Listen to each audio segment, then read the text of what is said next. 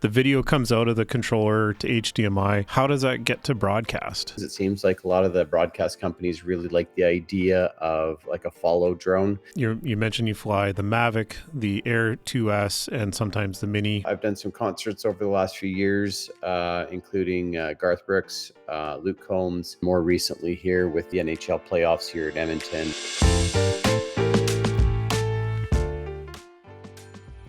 So you want to fly a drone at a public event. Well, what do you do? How do you do that? How do you safely do it? How do you legally do it? And what kind of drone should you do? These are some of the questions that you need to answer before you can even consider going out to something like an advertised event where there's potentially hundreds or thousands of people floating around. And we're going to kind of touch on some of that today. But first off, we're going to talk to Matt from Blackhawk Aeronautical Solutions out of Edmonton, Alberta. And Matt's going to go through how he does this using DJI off-the-shelf drones to film live broadcast for thousands of people, well, more than thousands of people, pretty much nationwide, if not continent-wide, because he's doing this for major networks. But Matt Matthews from Blackhawk Aeronautical Solutions is using the Mavic drones off the shelf to live stream footage of sporting events, rock concerts. You tell me, Matt, what have you done so far with this? So good morning, Matt. Good morning. Thank you for having me on the show. I've done lots of major sporting events. I've worked with the Canadian Football League. This was actually kind of an inaugural year for them in terms of using drones in a live capacity. I know they've used them many times in the previous years. But then also even taking it one step further where we were actually had the drone in field over top of the play while everything was going on. It's the first time the CFL's done it. But in terms of some of the other live broadcasts that I've done, lots on the sporting side of things. It seems like a lot of the broadcast companies really like the idea of like a follow drone. And so a lot of downhill ski events, half pipe events, cross country, all of those sort of type outdoor activities. They love the idea of having a drone as that additional camera, in comparison to static equipment that, like a jib or, just a stationary camera. They have that option where now they've got that dynamic view where I can pretty much be as wide as they want me to be or as tight as they need me to be. Concerts. I've done some concerts over the last few years, including Garth Brooks, Luke Combs, and then more recently here with the NHL playoffs here at Edmonton. Shania Twain came into town during one of the, I think, Game 4 of the finals between the Oilers and the Panthers. And having worked with the Oilers and the NHL network over the years, they, reached out to me and said, look, we want to include this as part of our broadcast. So, lots of different opportunities have come up over the years. I kind of started off small, and I think once you're in the broadcast community, you learn really quickly that it's not that big. A lot of these guys are contractors that are going back and forth between production companies. And, when someone likes your work, they talk to the next director. And then before you know it, you're getting a phone call to come out and be a part of that. So it's been a pretty wild ride, coupled with the fact that the technology is just getting better and better. It's making my job a lot easier in terms of kind of the setup and the flights. But having that knowledge of kind of the what the drones can do, and their limitations as well, I can explain that to the production team, and then they can draw from my shots whenever they feel that it's a good complement to whatever it is that they're broadcasting. But like I said, it's been a great journey. I think I'm pretty good at it because they keep calling me back, but it's definitely been a little bit of a transition from some of the previous, drone projects that I would be involved with. I am now very heavily involved in the live side of things using drones. Wow. So let's take it a step back And how did this all start for you? Where do you come from, and how did you get into this kind of the drone space? First off, for people that are, because you and I go back now a few years at least here, so I gotta put some context into who the heck is Matt Matthews and what the heck Yeah, is absolutely. Blackhawk. No, that's a great question. I tell lots of people this. If you were to ask me, 10, 15 years ago, if this is something that I'd be doing full time, I'd definitely have a good laugh at it. But when you look at where I'm at now, it's a culmination of some of my professions and my passions that really kind of converged to a focal point to where now it's something that I do in a full time capacity. But I've got a background in radio control since I was 8 years old. So 40 years of RCs, everything from trucks to, boats to planes to helicopters, motorcycles, submersibles, you name it. It just, I kind of nerded out as a kid with in the RC world, and I became really good at it. Spent a lot of money on the hobby. I think I'm pushing somewhere around, if I were to put a number to it, about 500 radio controls or so, give or take. Lots of them still in boxes, probably worth a pretty penny if I actually kind of went through and did an inventory. But that was just something that I really enjoyed as a kid. I also have a background in photography, self taught, both photography and video. And naturally, being in this industry, you are working with professionals. And, I've always been a bit of a sponge, and I draw on their knowledge and expertise. And obviously, being able to just apply that to flying a drone. So, making sure that you kind of get the best quality shot at the best frame rate, at the best exposure, and obviously the moves, the smooth maneuvers that I do when I'm flying live, all kind of come back to the production value of the show. Then from a professional standpoint, I've got a background in aviation right out of high school. I've been basically out of high school and into the military as a pilot, medically discharged due to my eyes, which is totally fine.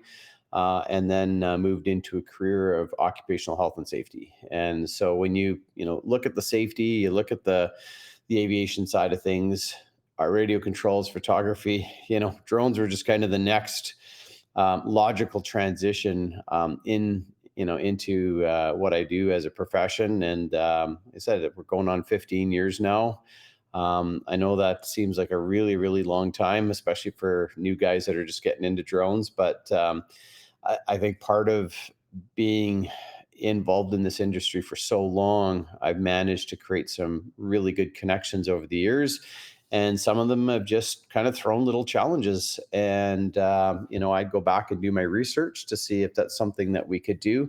And lo and behold, the technology has allowed me to do that. So I would come back with a solution, and it's been, we've run with it. And like I said, more and more production companies are seeing the interest of what drones can do in a live capacity. And so I get the phone call to come out. So it's been a great journey for the last 2 years, especially.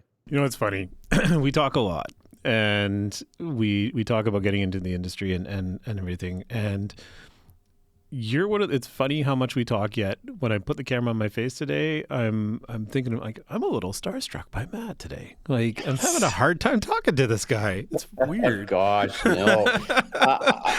I'm just another guy that knows how to fly a drone. I love what I do. And I think probably the one thing that I really love as well is I love sharing with the general public what drones can do. Because quite honestly, most people just they don't have a full grasp. And the big issue that we get is, you look at the media kind of controls that side of things. And unfortunately, media likes to sensationalize drones. And so unless it's a story of a drone spying on somebody or interfering with air traffic or whatever the case may be, that's what the media turns around and pushes out. Whereas, drones are just so much more. And I love educating people and sharing with them, drones don't just take pictures and video. There's just so much more involved with it. And that's why I love this industry, because it is still at its infancy, in my opinion.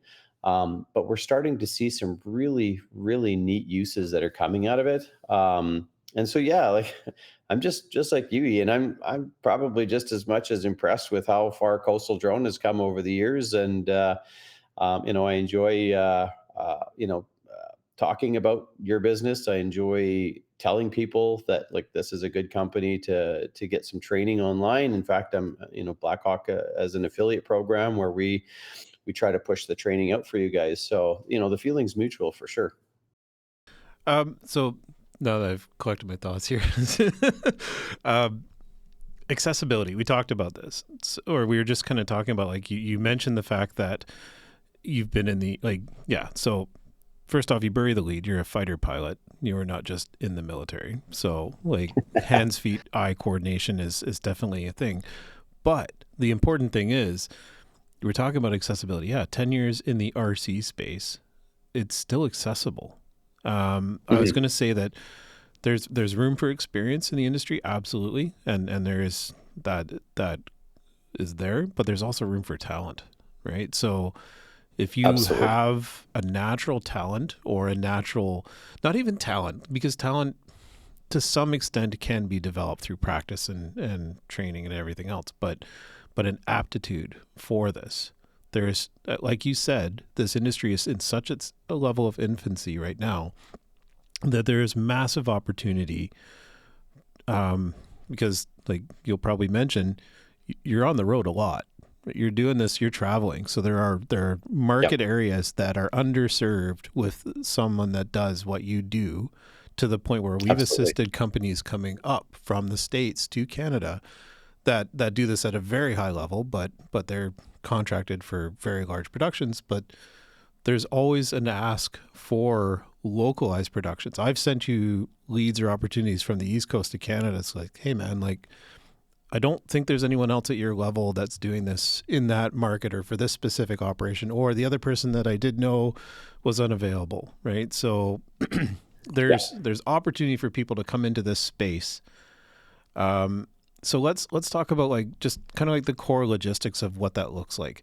So the first part of this, you're flying a drone. Like, what are you flying for the most of this now? I would say, like probably the three drones that I utilize, kind of depending on a couple of things. First of all, if it's kind of like last minute, hey Matt, we need something really, really quick. Yeah, unfortunately, just from what I need to do to notify Transport Canada of my intentions, the best option that I've got from a live capacity would be the Mini 3 Pro. I know it's not the best drone, it's not the best camera, but I'll quote someone that told me this, a while ago when they wanted me to do some drone stuff, and I said, look, I can't use a big drone. We don't have enough time to, get the proper notifications and whatnot. So we're going to have to use a Mini 3 Pro to get what you're looking for. And the response that came back from is like, I don't care if you tie an iPhone to a weather balloon. It's going to be better than anything that we've got. So have at her. Yeah. And, I made that very clear so that they understood. And at the end of the day, the camera actually was very good for what they were looking for. And they were more than ecstatic. But if you've got the time, which, a lot of the production companies that I work for, they've got their schedule, it's not a last minute anymore. Yeah. They're planning on how they're, going to set it up, and they're gonna be like, okay, absolutely, we're going to have a drone. And so then of course, once that has been established, then, because my name has been floating around in that broadcast world for a while, it's like, okay, we're going to call Matt. And so, in some of these later projects that I've been doing, I get more than enough notice where, I can do a proper site survey. I can notify all the appropriate authorities. I can get the airspace coordination done. I can get the permits that all need to be in place in order to be able to, to do it legitimately and, safely and legally. And by legit, you mean using the bigger drone instead of jumping back to that's right. Mini. So moving into the Mavic 3 and the, I've got now also the Air 2S. Now in saying that, yes, there are newer drones out there. People talk about the Mini 4 Pro and the Air 3S, and that's great. The problem right now, until DJI rolls out, the RC Pro that is compatible with the OS4. Yeah. I'm kind of restricted to the current RC Pro that only works with those 3 particular drones. But quite honestly, they work very, very well. And uh, I'll tell you, the production companies, they don't care about a Mini 4 Pro. They don't care about an Air 3S. They Right. just want, a 1080p output video. They want it, color corrected, temperature, proper exposure, and proper frame rate. That's a big one as well Yeah. when I'm, dialing into their system. Which those are questions that are had at the beginning before we even get the drone set up, right? I got to make sure that I can give them the right feed so that we're not, we've got proper frame sync and we're not skipping frames, when they get the feed. And then, of course, we want to make sure that my white balance matches all the rest of the other cameras that are there, so it doesn't look so, kapow or less than that. So the bigger companies definitely give me that time, and from there I'm able to go back and forth.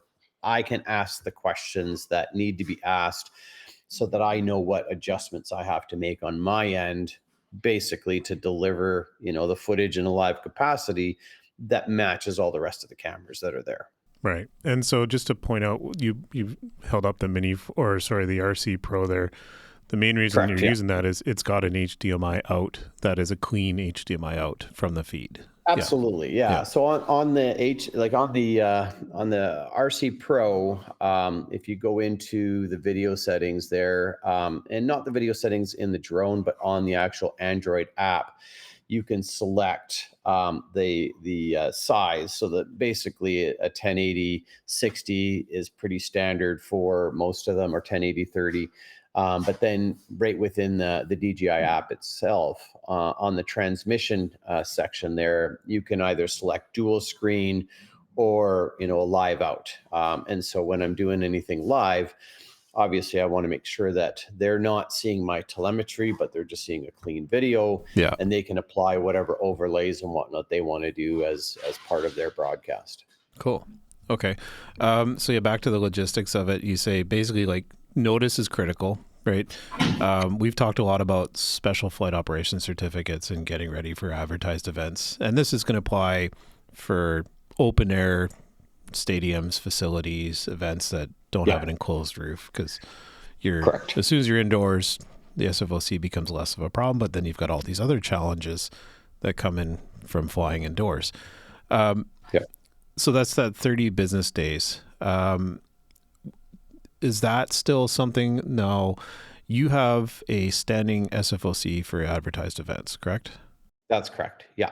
I know my inspector got tired of my applications because I know they're pushing sometimes 200-300 pages, just because I'm very detailed about it. And I think there was a point I gave him 17 or 18, and he finally said, Matt, you've never had an incident. Nobody's ever complained about anything that you've ever done. And we've come in and we've audited your work, on site. And quite honestly, I don't think I want to be, processing your applications anymore because they're so detailed. So with that, last February, I was issued a standing SFOC, which takes away from that 30-day notice. It certainly doesn't take away from all of the work that I do leading up to the event, because I'm doing a lot of research into airspace and permits and how big the crowds are and, all that sort of stuff. It actually hasn't changed. What's changed is I don't need 30 days notice. I can do something relatively last minute. If a production company or not even production, if anything, anybody wants to have me at an advertised event, I can definitely have things done, prepped, and ready to be on site faster than most of the other commercial operators in the company or in the country, simply because of that standing SFOC. That's right. Yeah, and last minute without that is like 45 days, calendar days. So Yeah. just to give Yeah. people an idea of the realities of applying for an SFOC and going through the paperwork, I've helped process last minute major SFOCs that was 60 days and we were sweating just to get it done and get it in time, to the point where I harassed far too many inspectors across the country. And I really appreciate it, by the way, because they made it happen at the 11th hour, literally. But it is something that is that there's huge value in. And that only came, like you said, with demonstrated proficiency, demonstrated safety record, transparency, allowing on-site audits, right? Working with the regulator and being open to have that good relationship, right? And understanding that they're there to make your business smoother. So that's a big factor. Yeah, and I've got a great relationship with the local inspectors here. As I said, the last big project where they actually came on site was the Heritage Classic. I would say pretty much a year ago here, right Wow. away. A Yeah, year ago, that's right. yeah. And so part of the Heritage Classic was they wanted a drone live for the wide angle shots. At that time, I didn't have the standing SFOC, but I had to go through the process to get it prepared and approved. The inspector, one of the local inspectors here, said, "Hey, I'd like to come out. I'd like to see your setup. Are you okay with that?" And I welcome that with open arms. Didn't you put him to work? I think you made him a VO or something. Sorry? Didn't you make him a visual observer as well? Like put him to work on your crew? No, I did have him out, and he actually brought another inspector in training. But yeah, we brought him in. We showed him kind of our ops tent, and how we had everything set up, and I introduced him to all my spotters, because we had multiple spotters that were positioned all the way around the stadium. Everybody was on comms. It was kind of exactly like how I had presented it to him. And naturally, he wanted to just to verify that, if Matt said that he has 6 spotters, are all 6 there? And, they were able to showcase, that, and then, do a bit of a demonstration so that they could see how we operate. And quite honestly, that's the last I heard of him. Like I said, I must have did something right, because he hasn't reached out to me outside of issuing the standing SFOC. So let's talk a little bit about as we move through the process here with the SFOC. Now we're getting on site. You're getting ready. You mentioned you fly the Mavic, the Air 2S, and sometimes the Mini when situations, because they all work through that one controller. The video comes out of the controller to HDMI. How does that get to broadcast? Yeah, no, great question. I've got 2 devices that are here. I'll show you the first one, which is kind of the main one that I utilize. So it's basically called an up-down, Blackmagic up-down cross converter. I have an HDMI in that goes into the converter, and that's coming from the remote. And then depending on what the client has, more often than not, they're providing me with an SDI cable, or if I'm really close to the truck, they'll just provide me with an HDMI cable that basically plugs in, and then I can send the signal off to the truck.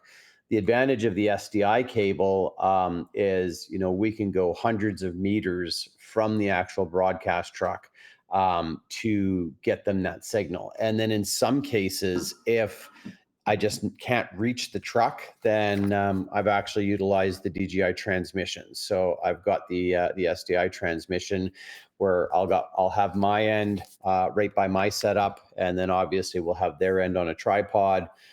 Try to get the best line of sight possible, and these work incredible. I've been up the side of a hill, and I've been able to transmit the signal back to them perfectly good, with no latency, no pixelation or anything like that. But in a nutshell, I've got my my RC Pro. It's got the mini HDMI out and so you just pick up a standard mini to regular HDMI cable, and that's plugs into the remote. This plugs into the SDI converter, the up-down cross converter.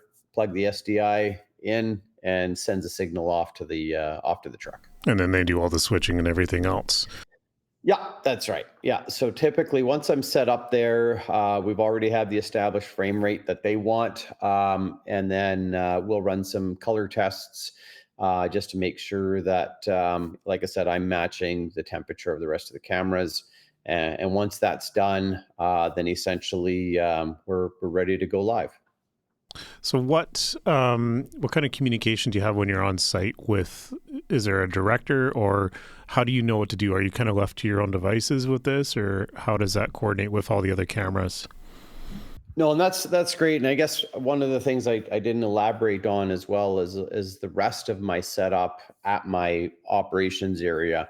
I don't like flying by staring at this little tiny screen. It's too small. So once I feed the video to the up down cross converter, one of the outputs, of course, as I mentioned, is the SDI cable that gives the video feedback to the production truck. The second one is an HDMI out that I will actually connect it to a large monitor. And so it's kind of like a gigantic video game. So rather than me staring at a tiny screen, I've got a 36-inch monitor sitting in front of me on the table that is the same clean out that the director gets. And so, also just to verify color and stuff, I'll use the big monitor that's there. Focus and pixels and such, yeah. Yeah. And so in addition to that, there'll be a second monitor that comes back to me. So I typically have two monitors in front of me. So the first one is my monitor, and the second one is the program return. So basically, what you would see as a viewer, I get to see that on my, on the second monitor that's there. And again, that's another double check just to make sure that, they're getting a clean feed, that the color, the exposure, all of that is really good. And then the third part, which is the answer to your question, is I'm always on a headset to a director. So they'll always run some form of comms to me. I'm camera 5, camera 7, whatever the case may be. And then I'll have an open mic connection to the director. So while he's talking to everybody on, the cameras, he can talk to me, and then without me having to release my hands off the sticks to press the button, then I can actually just communicate with him. Because sometimes he'll be like, okay, Matt, I want you to do this. Okay, tilt down a little bit more. That's good. Now push in. So I don't want to be able to take my hands off the controller to press the mic button. So I just keep an open mic. I keep my mouth shut until it's time to talk. And then, if we're having a conversation, obviously we try to keep it quick because there's other cameras that are there, and it's live. So he's busy directing everybody else. But yeah, I'm usually on a headset talking directly to the director, and then and he knows as well, like if he's asking me to do something and I'm not answering, but I'm doing it, he knows that I'm listening, and then I'll just kind of keep going, doing what they're doing until they switch out to another confirmation camera. Or something is coming back. Yeah. Yeah, that's right. Okay, so what happens when you're flying? Do you fly the entire event all like continuously, or how do you manage that? Yeah, that's a great question. So this is where battery management comes into play. So to answer your question, short answer, yes, I fly the entire event from start to finish. The long answer is, in addition to my drone, I will typically have anywhere from 7 to 12 batteries charged and ready to go. And that's where my helper comes into play. So because I'm typically sitting at a chair, and I've got my headset and I'm connected and all the rest of that, I will have a helper that's with me, so that when I come in to do the battery swap, their role is to pull the old battery out, stick the new one in, power the drone back up, and then we wait to come online. The battery comes in. We have kind of a cool down process, so we let the battery cool down, and then we throw it back onto the charger again, and that allows us to remain perpetual throughout the duration of the event. Naturally, of course, as I reach my time to land, so around 35%.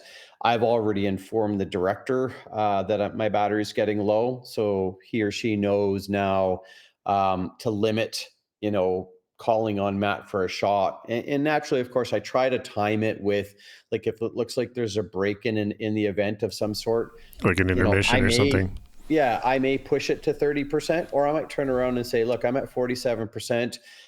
We're in intermission. I know we're getting close to the end, so I don't want to change out towards the end of the event. So I'll come in early. I'll do the swap. I'll get back up in the air. And then, when the director wants to use the drone for the shot again, the director will call for that shot. So kind of just play it by ear, ear based on, what's going on at the time. In the past, you've done the downhill events where you're running multiple drones. Is that That's how correct. does that Yep. work? Yeah, so in that particular case, so more specifically, Nikiska. So we'll talk about that event last year. That was a ski cross event. So basically, four riders are kind of battling it out over jumps and turns and whatnot to get to the bottom. And the heats are really, really fast. So one of the things that we did is we had to make sure that we could optimize our signal from the top of the hill to the bottom of the hill. So our setup was actually mid-hill. So we could look up and see the start, and we could see the finish down at the bottom. But because everything happens so fast, they don't want to wait for me at the bottom of the hill to now rip the drone up to the top of the hill, to get into position for the next heat. So I actually utilized a second pilot in that case, in addition to a spotter / ground crew.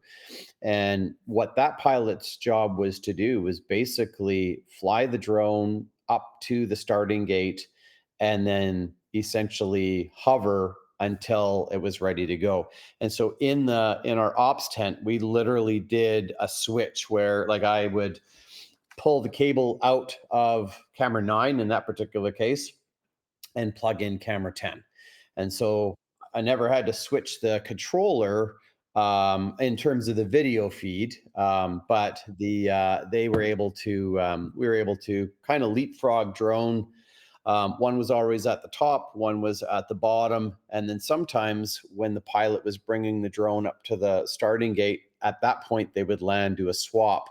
Meanwhile, I'm utilizing the other drone racing, to the bottom of the hill. So we literally just kind of went back and forth with the two drones. And that's why we were always able to be at the top, ready to go for every single race, for the whole weekend. And I think we put in, I bet you, almost 200 races that we did, everything from qualifications to like the two quarterfinals, semifinals, and finals. So yeah, it was awesome, but definitely a unique way of doing it and continuously delivering drone video. Your DJI logbook must be insane. Like, you think about the amount of flight time you're putting into this stuff and the tracks that are coming from this as well. So Absolutely. Yeah. No, I synchronize all my flight logs with Healthy Drones online. So I've been or Air Data, I guess. So I've been synchronizing that, and I've got, well, back when I originally had the Inspire 1. So if you look at all the drones that I've owned since the Inspire 1, every single one of them has a log. wow, that's a good segue, actually. So hot swapping the drones, basically two controllers. Let's talk about, you're running Mavics, you're running the Air, you're running the Minis, and you mentioned the Inspire. Why aren't you using an Inspire now? That's a great question. There's two answers to that. The first one is just the actual cost of all of the equipment, right? Like, it's not just the drone, right? Like, it's everything that comes with the drone. And I'm all about redundancy. And so if I'm going to go with an Inspire 2, I can't just have one Inspire 2. I'd have to have two. And then in terms of batteries, the And Inspire sorry 2 to uses. clarify, Oh, you do own an Inspire 2, actually. So that's correct. yeah, Yeah. you have it Yeah, in your I do. fleet. You're Yeah. just not using it, so that we have context here. Yeah. I use it. I haven't used it for live. I've had it as a backup for the temperature because the Inspire 2 is rated for -20.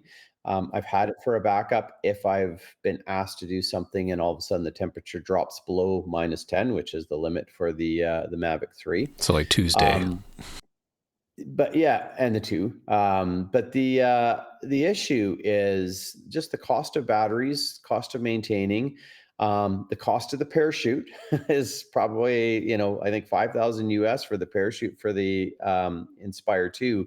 But the biggest one is the operational height of the Inspire 2 over a crowd, um, with the parachute versus a Mavic 3. The Mavic 3, you can get as low as 62 feet AGL when you're operating at an advertised event. Whereas the Inspire 2, I believe it's like 130 or 140 feet above the ground. And the director doesn't want that type of a shot. The purpose of having the drone is to have that immersive, floating around the crowd or whatever the case may be. And with the Inspire 2, you just legally can't drop down that low. And so that's kind of why I've not chosen to utilize that in a live capacity, simply because just the altitude, it's too high. Yes, there's zoom camera or zoom lenses and stuff that you can attach to it, but you still, it's that angle that your camera would be at to be able to capture the shot versus being lower, and you have more of a wide angle versus looking down at something. Speaking of wide angle, so you run the Mavic 3 OG, like the original. That's correct. Yeah. And then you've got the Air 2S, which is a wide angle, and then the Mini that's a wide angle. How often? So you're not running the Pro, which has that 3X. That's correct. Have you ever done live with the 7X on the telephoto, or how does that play into your decision? No, and that's another great question. Quite honestly, I try not to zoom in, just because as soon as you start to zoom in, you will see some pixelation on the screen. The most that I will zoom in, without going to the 7X. Oh yeah, we're talking digital for one one thing. Yeah, right. Yeah, that's right. I'll just go 1.5 would be the most that I will dial in if I'm zooming into something. Otherwise, I don't touch the 7X at all. I just find it just way too pixelated for live TV. Um, and let's be honest, right? That, for example, like for the football games, they've got cameras that are, much, much better and have the zoom capabilities and are at field level. So if they want those close, tight shots for the snap or whatever the case may be, they've got that. The drone is, more often it's, they want that dynamic, shot where I'll kind of circle around the team as they're getting ready. Or, of course, if now they want the big wide angle of Commonwealth and downtown Edmonton, they like the fact that they have that option. Which kind of replaces a cable cam system. Just we don't get down as low because I could get legally right to the field level, but TSN, being the broadcast, they don't want to see the drone in any shot. No, you so don't. They limit, they limit how low I get, and that way I stay out of their angle at all times when those guys are zooming in on the play. I was going to mention the cable cam. That's a good point. For smaller events that don't have the logistical capability to string up a cable cam or want it, you're there. But then the other thing that's really neat, like what I'm hearing, is the drone is not trying to be something else. Because in a lot of times, like when you look at the marketing material for the latest and greatest drone, they're trying to be more than just a drone. They're trying to be a Cineflex or a flying helicopter with 1,000 times zoom lens. And they're showing this amazing parallax capability with the new longer lenses that they have, which are great. But like you mentioned, there's live production cameras with $500,000 lenses on them that do that job pretty well at this point. And those guys are professionals. Like you watch baseball games where they show the guy snap zooming in on that 1,000 times Canon f1.5 lens or whatever it is. Like, it's crazy. But the drone is perfect at what the drone does. And yeah, the wider you are, the more stable the footage is. You're not worrying about like breaking that illusion of the shot. So, Absolutely. And I know, like I said, with a lot of the stuff that it did, so for the CFL, for the Heritage Classic, they loved those wide, sexy shots that were live. And they could say, "This is live right now," and the director would say, "Okay, Matt, I want you just to kind of fly, and roll down to show the rink, but still try to keep kind of the city in the shot and stuff." So, yeah, rather than trying to follow a hockey player, that's not what the drone is designed to do. Although there are, like I said, FPV drones and stuff like that. On the broadcast side of things, they want smooth, they want stable, wide angles, kind of what they want to complement the rest of the cameras that they have there on site. what you're saying is, when it comes to flying skill, what would be the most important asset of that, or aspect of your flying abilities that they look at the most? Is it the ability to go fast, or slow, I guess, is really what I'm aiming at. Yeah, no, I guess, yeah, I would say more slow than fast. They just like that butter smooth kind of moving around, showing a shot that is unique in the way that when the viewer watches it, it kind of creates that question, is like, well, this isn't a static camera. And it's This not a isn't a helicopter. jib. Yeah. It's not a helicopter, you know what I mean? Again, it's just a nice dynamic complement to the static cameras that they do have. And quite often, sometimes they'll use the drone as a filler, until they're getting ready for whatever's up and coming. And I know I've referred to the Elks games for the CFL, but one of the things that they do is they have the text, your messages in. And so while they're waiting for something to happen, whether there's a player that's injured or, whatever the case may be, it's the end of the quarter, they'll go to the drone, nice wide shot, and they'll play all of the little text messages from all the fans, and that acts as just good filler while they're, while whatever's happening there. Sometimes they're reviewing a play. And while they're reviewing a play, they'll say, "Okay, Matt, go for a fly. Just fly around nice and smooth." And they don't really care what I do. Just it's kind of filler for TV until that play is reviewed or whatever the case may be. For our audience that's thinking about getting into this, what would be the number one piece of advice that you kind of wish you knew going into this? Um, I think probably the big thing for me is um, be honest. Don't be a yes man, yes woman, yes person, I guess, because a lot of these productions companies don't understand what a drone can and cannot do.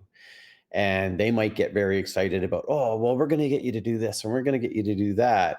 And if you're not comfortable doing that, but you're saying, "Okay, well, maybe I should try that to see if I can impress them."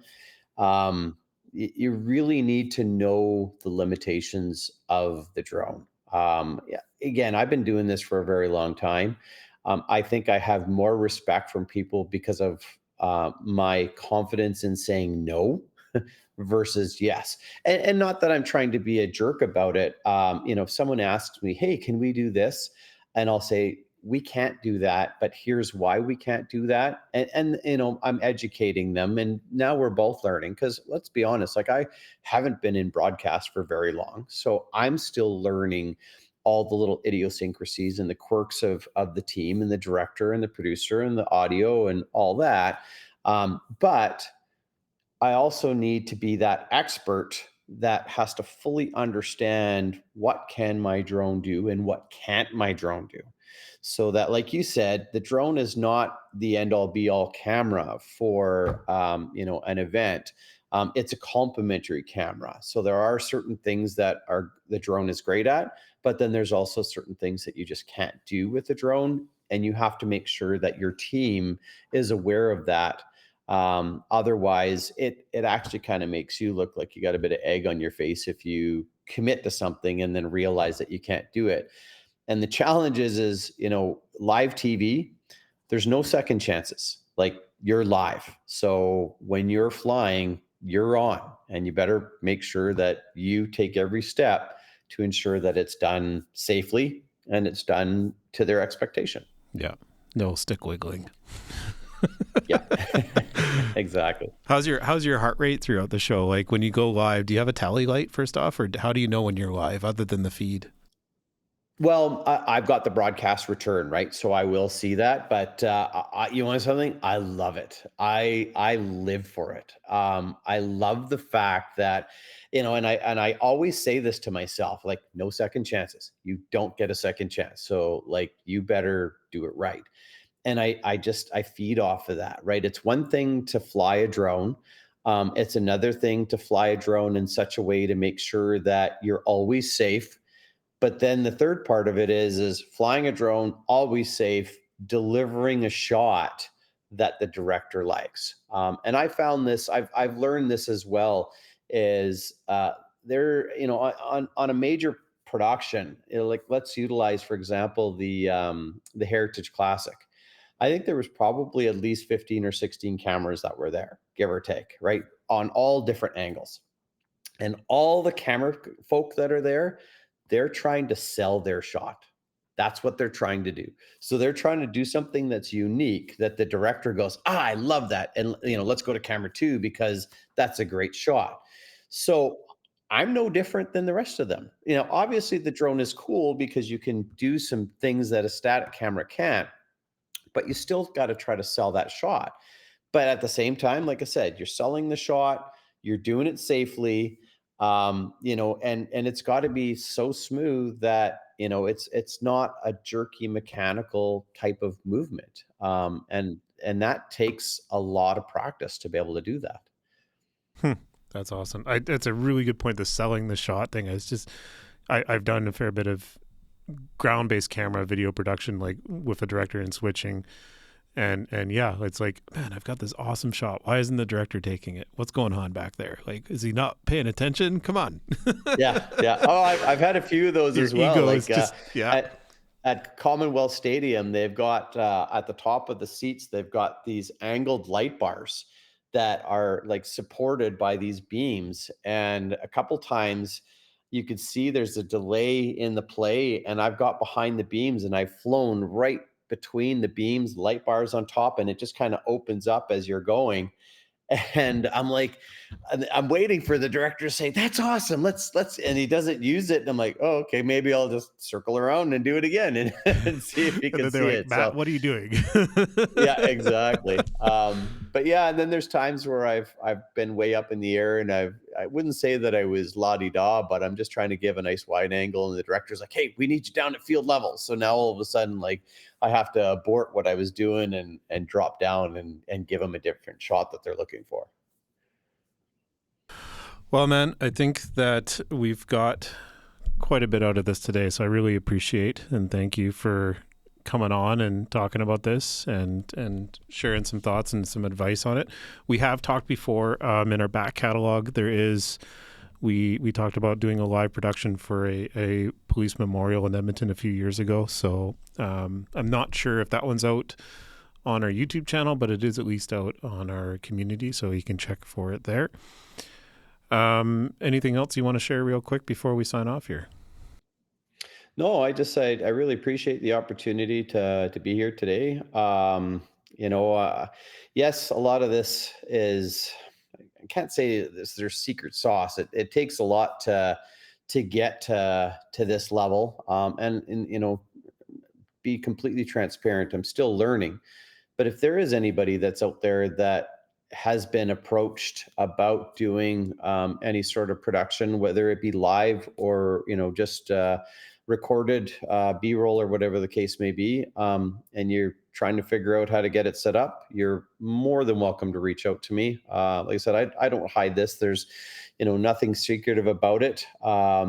And if anything, it makes the drone community look that much better and appealing, on future projects. So if you've got questions, you're welcome to reach out to me. I'm sure Ian will make that information available, but definitely happy to give, discuss my experience and mentor anybody else that wants to kind of go down the same road. So thank you Definitely. very much. Yeah. Well, thanks, Matt. I really appreciate it, as I said, coming on. And thanks, everyone that's joined us in live. And also, thanks for watching us on YouTube now. If you like this content, obviously hit that like and subscribe button. There is more of this. Last week, we talked with the Pixel Sky Animations. If you haven't seen that episode yet, go check it out. Next week, we've got Arden Shibley from Yellow House Aerials on, and he's going to be talking about why he sold a very, very large drone, the FreeFly Alta X, to go back to the Inspire 3. So we're going to find out why he went to a smaller drone for cinema production.